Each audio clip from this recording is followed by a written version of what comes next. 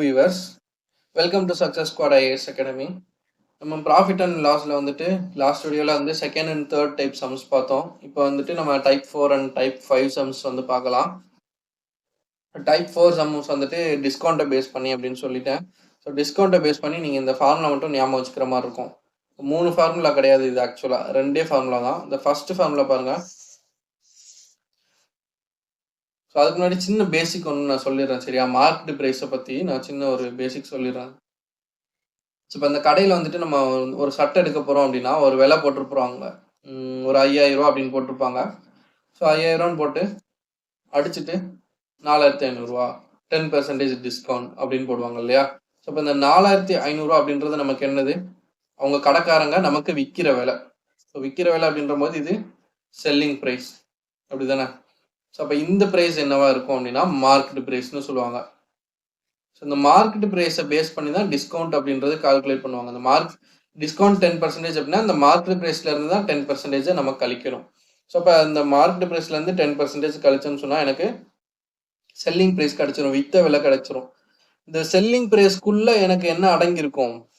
இந்த selling ப்ரைஸ்க்குள்ள cost ப்ரைஸும் இருக்கும், அதாவது அடக்க விலையும் இருக்கும், என்னுடைய ப்ராஃபிட்டுனுடைய விலையும் இருக்கும். ஸோ அப்போ இந்த செல்லிங் ப்ரைஸ்ல இருந்து ப்ராஃபிட்டை நான் வந்து கழிச்சுன்னு சொன்னால், அதாவது இந்த ப்ராஃபிட்டை கழிச்சுன்னு சொன்னால் என்னுடைய செல்லிங் காஸ்ட் ப்ரைஸ் அடக்க விலை கிடைக்குமா? புரியுதா? ஸோ இந்த மார்க்கெட் ப்ரைஸ்ல இருந்து டிஸ்கவுண்ட்டை கழிச்சுன்னு சொன்னால், டிஸ்கவுண்ட்டை கழிச்சா எனக்கு செல்லிங் ப்ரைஸ் எவ்வளோன்னு கிடச்சிரும். இந்த செல்லிங் ப்ரைஸ்ல இருந்து ப்ராஃபிட்டை கழிச்சுன்னு சொன்னால் எனக்கு காஸ்ட் ப்ரைஸ் அடக்க விலை எவ்வளோன்னு கிடச்சிரும். ஸோ இதை வந்து குரோனாலஜி, இது பார்த்துக்கோங்க, சும்மா ஜஸ்ட் ஒரு அண்டர்ஸ்டாண்டிங்காக தான், சரியா? ஸோ இப்போ நான் தேவையானது வந்துட்டு இந்த ஃபார்முலா தான். Selling price, discount, market price 3 இது இருக்குது. 3ல் 2 கொடுத்துருவாங்க. ஸோ அதில் வந்துட்டு நம்ம 1 கண்டுபிடிக்கிற மாதிரி இருக்கும், சரியா? Selling price equal to 100 minus discount by 100 into market price, சரியா? இதே வந்துட்டு டிஸ்கவுண்ட் 2-3 தடவை டிஸ்கவுண்ட் கொடுத்துருப்பாங்க. 10% டிஸ்கவுண்ட் பண்ணுறாங்க, அப்புறம் மறுபடியும் 20% டிஸ்கவுண்ட் பண்ணுறாங்க அப்படின்னு கொடுத்துருப்பாங்க. ஸோ அதை வந்து சீரீஸ் ஆஃப் டிஸ்கவுண்ட்னு சொல்லுவோம். அதுக்கான ஃபார்முலா, ஸோ இதே ஃபார்முலா தான் இதுவும். 100 minus discount 1/100 into 100 minus discount 2/100 into market price.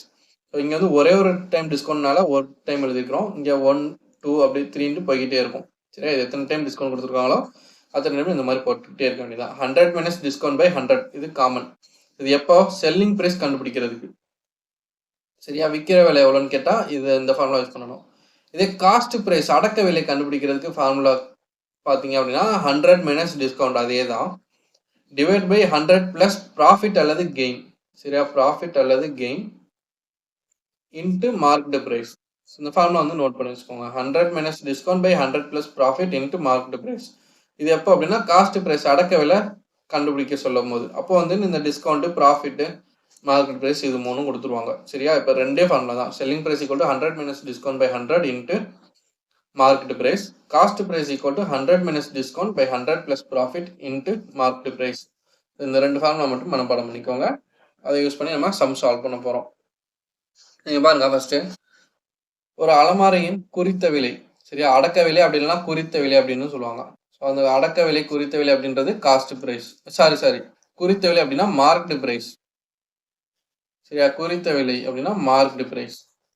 So ஒரு அலமாரியின் குறித்த விலை அப்படின்றது 5500.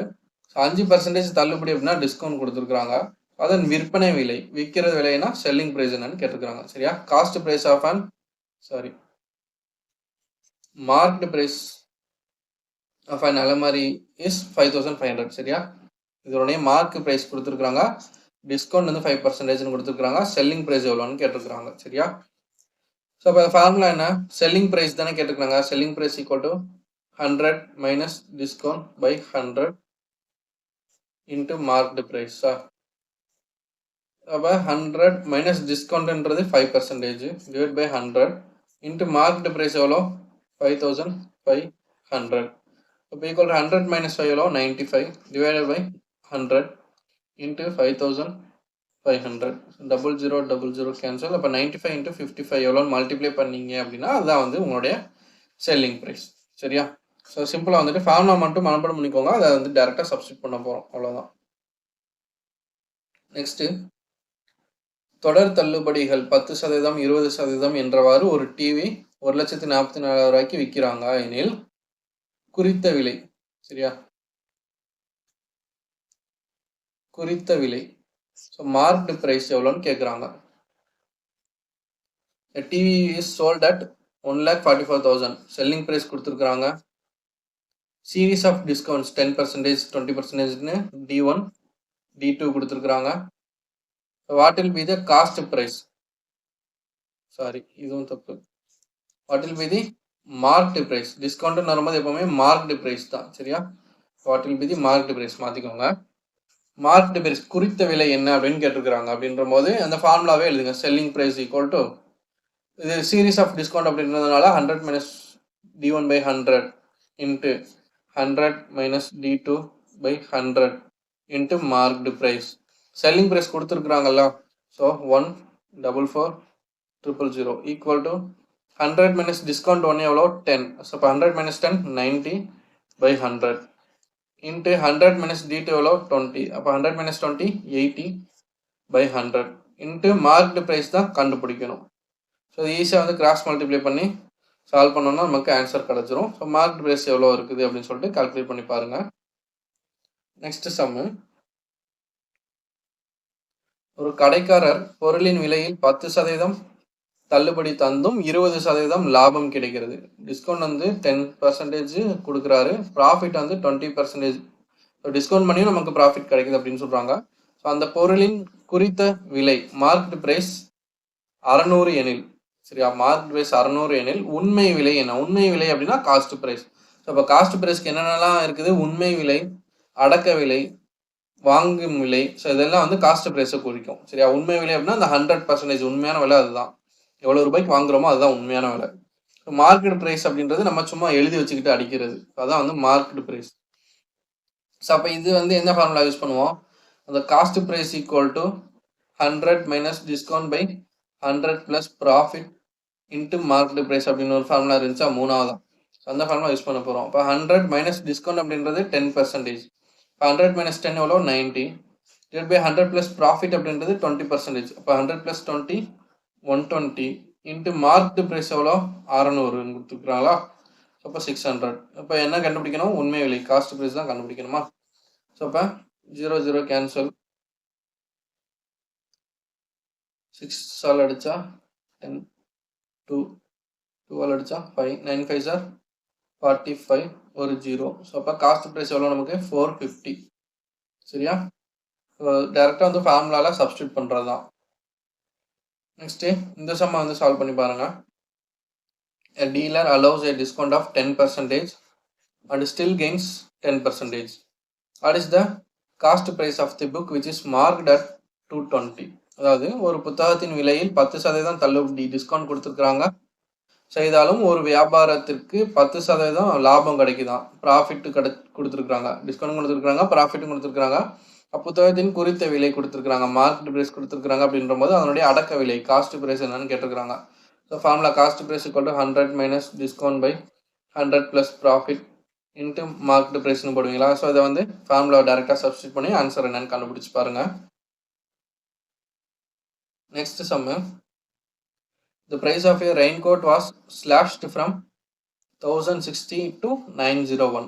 ஸோ 1060 ரூபான்னு போட்டு அதை அடிச்சுட்டு 901 900 ரூபா அப்படின்னு போட்டிருக்கிறாங்க. இந்த வின்டர் சீசன், இப்போ வின்டர் சீசன் வரும்போது நிறைய வந்துட்டு நம்ம, இப்போ வின்டர் சீசன்னா ரெயின்கோட் வந்து பெருசாக தேவைப்படாது இல்லையா. ஸோ அதனால் வந்துட்டு விலையை வந்து குறைச்சி வைக்கிறாங்க. ஸோ அப்படின்ற போது find the rate of discount by him, எவ்வளோ ரேட் வந்து டிஸ்கவுண்ட் கொடுத்துருக்குறாங்க அப்படின்னு கேட்குறாங்க. அதாவது மழை காலத்தின் போது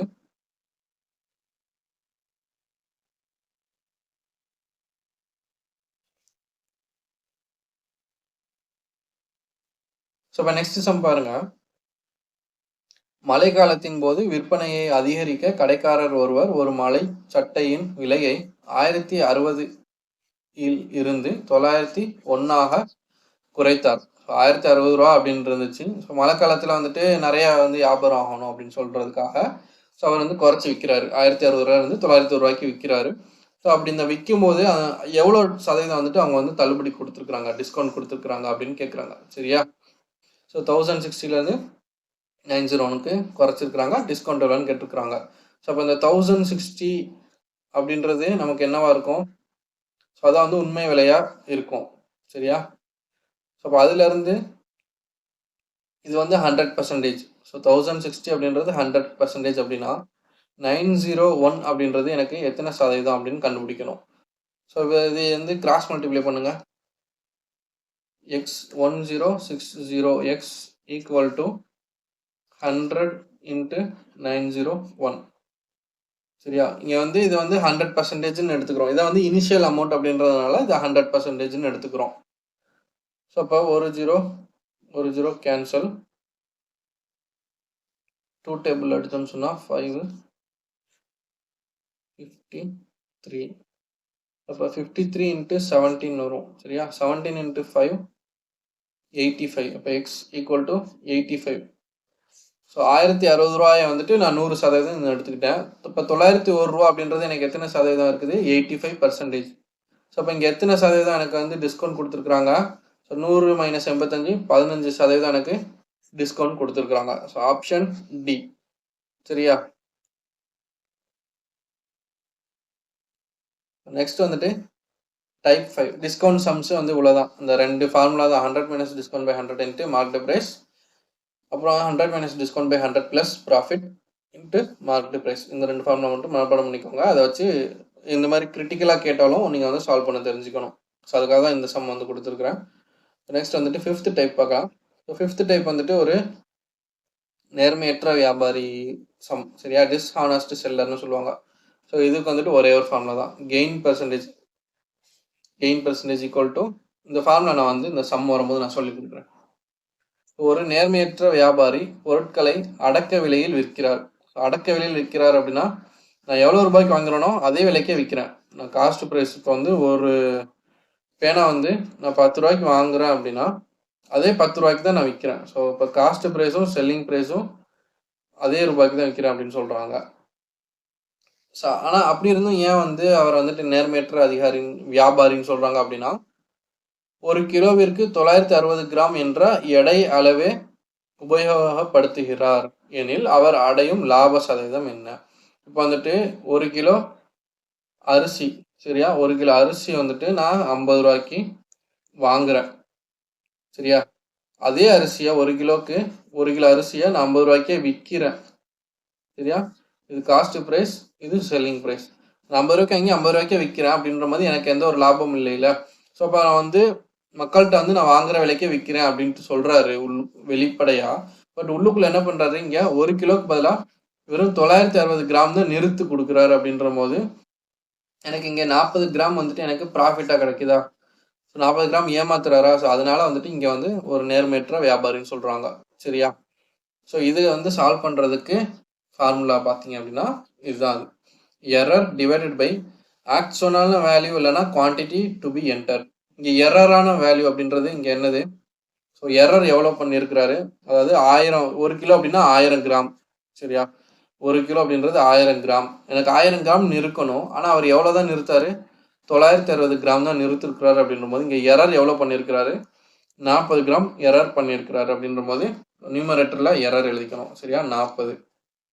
சரியா? இந்த எரர் அப்படின்றது 40 டிவைடட் பை ஆக்சுவலாக நான் என்ன வேல்யூ எழுதணும், என்ன வேல்யூ இல்லை என்ன குவான்டிட்டி நான் போடணும், கீழே நான் எவ்வளோ ஆக்சுவலாக நிறுத்திருக்கணும், அதை 960 கிராம் தான் நான் நிறுத்திருந்துருக்கணும். சரியா? அப்போ டிவைட் பை 960. ஸோ இப்போ 40 பை 960 இன்ட்டு 100ன்னு வரும். சரியா? அப்போ 0 கேன்சல். 4 அடித்தா 4 2 8 ரிமைண்டர் 1 4 4 16. ஸோ இப்போ இதை வந்து 24 வந்து கேன்சல் பண்ணால் 4 அடித்தா 25 6 4 24. ஸோ அப்போ 25 பை 16 எவ்வளோ அப்படின்னு சொல்லிட்டு நம்ம பார்ப்போம்.